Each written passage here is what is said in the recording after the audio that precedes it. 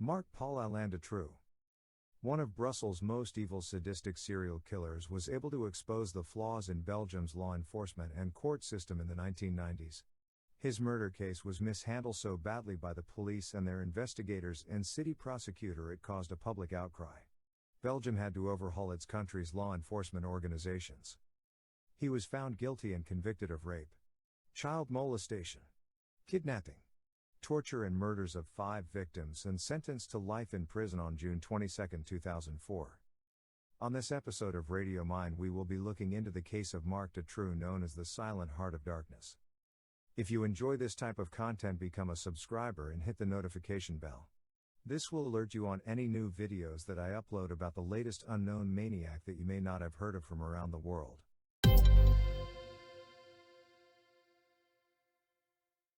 This killer's latest appearance on this planet begins on November 6, 1956. That is the day Marc Dutroux was born. He is the oldest of 5 children. Both of his parents were teachers who went to the Belgian Congo before returning to Belgium in 1960. They divorced in 1971, and Dutroux lived with his mother until he was 16. He left the comfort of his mother's home to become a prostitute.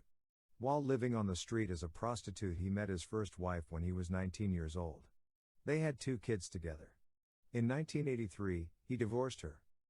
Dutroux' marriage came to an end when his wife found out that he was having an affair with Michelle Martin. In 1989, these 2 upstanding citizens decided to get married while they both were in jail. They went on to have 3 children and ended up divorcing in 2003 while they were incarcerated.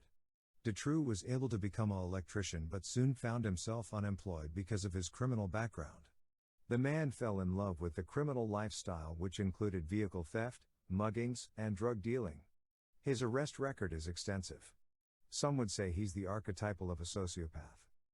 Dutroux and Martin were arrested in February 1986 for kidnapping and raping 5 young girls. He was sentenced to 13.5 years in prison in April 1989, while Martin received a 5-year term.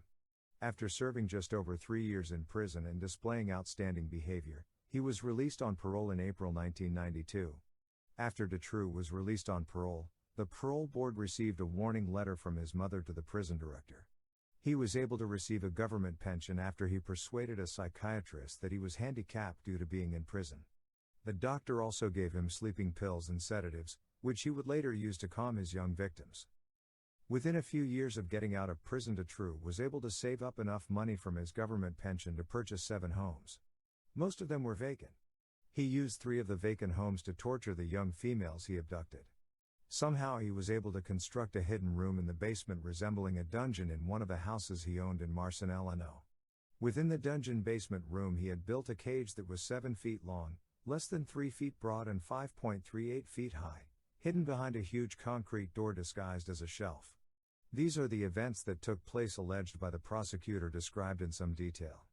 On June 24, 1995, Julie Lejeune and Melissa Rousseau, both 8-year-olds, were kidnapped and held as Dutroux sex prisoners. He repeatedly raped the girls and produced films on multiple occasions.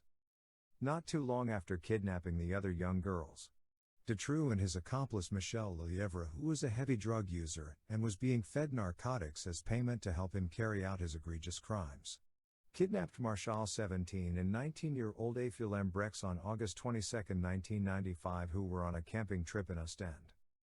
The girls were tied up by Dutroux and his partner to a bed in his residence because the dungeon was already in use. His wife knew what he was doing with Marshall and Ephilem Brex, the 2 girls he kidnapped and murdered later after he was done raping them. Although the specific circumstances of the murders are unknown. While committing these heinous acts of kidnappings, he reverted back to stealing high-end cars and was being investigated by the police in December 6, 1995. Until March 20, 1996, he was detained. Julie Lejeune and Melissa Rousseau most likely died of starvation during this period. On her way to school on May 28, 1996, Sabine Dardenne was abducted and imprisoned in the dungeon by Dutroux and his accomplice Michel Lelièvre. She was 12 years old. Laetitia Dels, 14, was abducted on August 9, 1996, while walking home from a public swimming pool late at night. An eyewitness who remembered part of a license plate that matched Dutroux's was discovered during a police investigation. He was detained along with his wife Martin and Lelièvre. The police searched the home but nothing was found in his house. Under intense interrogation by the police, both Dutroux and Lelièvre confessed within 48 hours. Then Dutroux took the detectives to his basement's underground dungeon. On August 15, Sabine Dardenne and Laetitia Dels were discovered alive. In an interview that was done years later, Ms. Dardenne said that Dutroux had told her she was being kidnapped by a gang, that her parents refused to pay the ransom and as a result she will be killed. He gave off an illusion that he was going to protect her from this group of dangerous individuals. Dutroux pretended to be the nice man. He allowed her to send letters to her family, which he read but did not mail the letters. The police investigators were led to another location by Dutroux, to one of his homes where the bodies of Julie Lejeune and Melissa Rousseau, as well as Dutroux' alleged accomplice Bernard Weinstein, were discovered in the yard.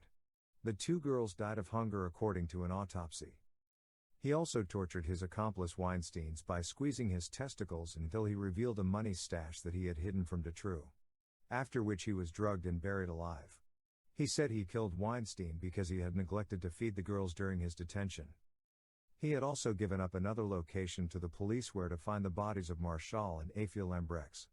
On September 3, 1996, they were discovered buried behind a shanty close to a home owned by Dutroux in Jumettino. Weinstein had been a resident of the home for a couple of years. Hundreds of sexually explicit movies with minors were discovered in the residence. The police department and the investigators were chastised for a number of aspects of the case. On December 13, 1995, and again on December 19, 1995, police searched Dutroux's home in connection with his automobile theft accusation. Julie Lejeune and Melissa Rousseau were still alive in the underground basement dungeon at this period, but they were not found at that time. The officers searching the residence had no canines or specialized equipment that may have detected the girls' presence because the search was unconnected to abduction allegation. One officer did hear children weeping but thought nothing of it. When this case broke in the media, it revealed the shortcomings of the investigation, which in return caused a huge public outcry. There were hints to Dutroux's intentions, but the police chose to ignore them. He had offered money to a police informer for providing girls, and told him that he was constructing a cell in his basement. His mother also wrote a second letter to police, claiming that he held girls captive in his houses. Belgians were enraged and frustrated as a result of the police's huge mistakes and the investigation's general sluggishness. The public outrage reached a pinnacle when the case's popular investigating judge was fired after attending a fundraising event hosted by the girls' parents. His resignation sparked a 300,000-strong protest march. The people marched straight to the Belgian capital in Brussels. In October 1996, the protesters demanded reforms to the country's police and judiciary systems. There was a parliamentary panel that was put together to investigate the Dutroux claims that he had help in the police department. But within the report that was released to the public, Dutroux didn't receive any help from the police, which he claimed he did. The parliamentary panel inquiry lasted about 17 months and revealed that he benefited from police corruption, sloppiness, and incompetence.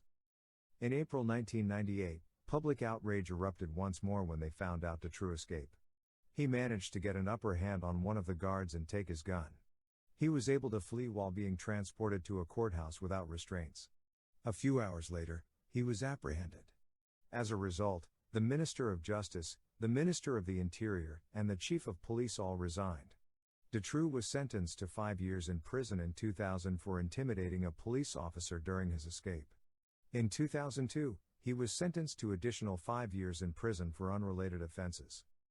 Dutroux was suspected of being a member of a large network of pedophiles and Satanists that included famous Belgians. This accusation was made in particular by the abducted girls' parents, as well as Dutroux himself. The authenticity of such allegations has been questioned by certain authorities, including Belgian police. The parents of Melissa Rousseau and Julie Lejeune withdrew from the trial in 2002, citing their dissatisfaction with the investigation's approach.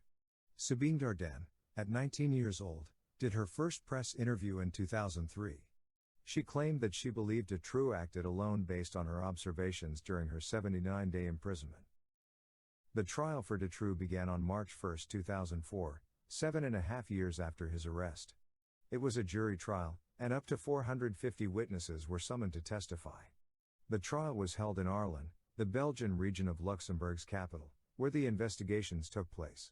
And Marchal, Étienne Lambrex, and Bernard Weinstein, a suspected collaborator, were all murdered by Dutroux. While he admitted to kidnapping the young girls, he recanted his confession and denied all 3 murders, even though he previously confessed to killing Weinstein. Dutroux was also accused with a slew of additional offenses, including vehicle theft, attempted murder and kidnapping, molestation, and 3 unconnected rapes of Slovakian women. If Dutroux was convicted, he might face a life sentence. Belgium abolished the death penalty for all crimes in 1996. Michel Lelièvre and Michel Naoul, as well as Martin, were tried as accomplices. During the trial, the accused were forced to sit in a glass cage to protect themselves. For privacy considerations, images of Dutroux's face were not allowed to be published in Belgian publications during the first week of the trial. Throughout the trial, Dutroux maintained that he was a member of a European pedophilia network that included police officials, merchants, doctors, and even high-ranking Belgian politicians as accomplices. The jurors in the assize trial loudly slammed presiding Judge Stéphane Gou's handling of the arguments and the victims' testimonies in an unusual step. The jury went into seclusion on June 14, 2004, after 3 months of deliberation, to reach their verdicts on Dutroux and the other 3 defendants, which were returned on June 17 after 3 days of discussion. On all accusations, Dutroux, Martin, and Lelièvre were found guilty, but the jury couldn't decide on Naoul's participation. The court later acquitted Naoul on the charge of being an accomplice in the kidnapping and murder of the girls. The jury was instructed to return to sequester in order to decide the question of whether Naoul was a co-conspirator or not. Dutroux was sentenced to life in prison on June 22, with Martin receiving 30 years and Lelièvre receiving 25 years. Despite being cleared of kidnapping and conspiracy charges, Naoul was found guilty of drug-related crimes and sentenced to 5 years in prison. In later developments, Marc Dutroux's ex-wife Michelle Martin was granted release from prison in 2012 on the condition she move into a Belgian convent near the city of Namur. Thanks for watching this episode of Radio Mind. If you enjoy this type of content, make sure to like and subscribe, it helps grow the channel. Until next time, be safe and remember, don't let everyday stresses kill your spirit and imagination.